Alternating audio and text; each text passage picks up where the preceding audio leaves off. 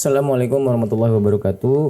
Oke, untuk pembahasan kali ini kita akan coba bahas tentang speed change atau perubahan kecepatan footage ya atau klip di Adobe Premiere Pro.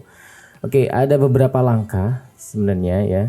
Jadi untuk langkah yang pertama kita bisa menggunakan fitur interpret footage di Adobe Premiere Pro.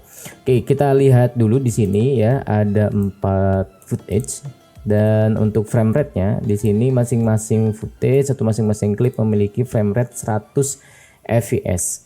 Oke, dan kita akan coba menurunkan speednya ya, sehingga kita akan menghasilkan gerakan slow motion atau gerakan lambat gitu ya.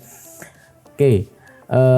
Di sini kita akan coba menggunakan fitur interpret.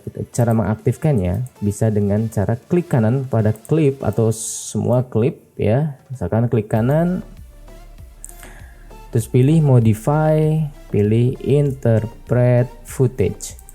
Oke, nah di sini kita masuk ke bagian interpret footage frame rate. Nah di sini ada use frame rate from file. Awalnya itu 100 fps. Oke, kita ubah di sini ada assume this frame rate. Kita bisa ubah sesuai dengan keinginan kita. Mau berapa fps jadinya? Oke, kalau misalkan kita turunkan,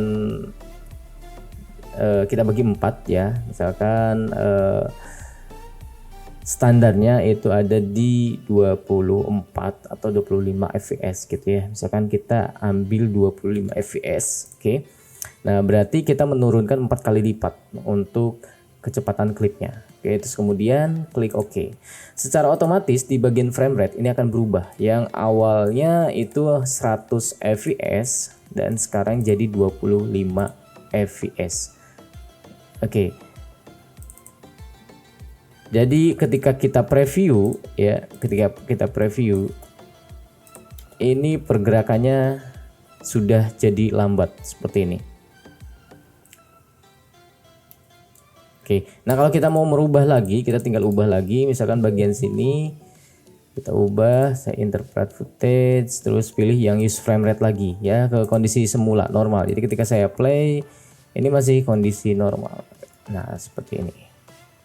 Oke, nah jadi ketika kita menggunakan fitur ini, itu jangan sampai ketika memang sudah kita edit di dalam timeline. Misalkan ini saya ubah dulu bagian atau saya pilih yang bagian bawah ini ya, terus kemudian saya bikin sequence dari klip ini ya. Oke, ini kita lihat bagian sini ya untuk preview di timeline ketika saya play ya. Oke, misalkan seperti ini. Nah ini kan adegannya sudah slow mo.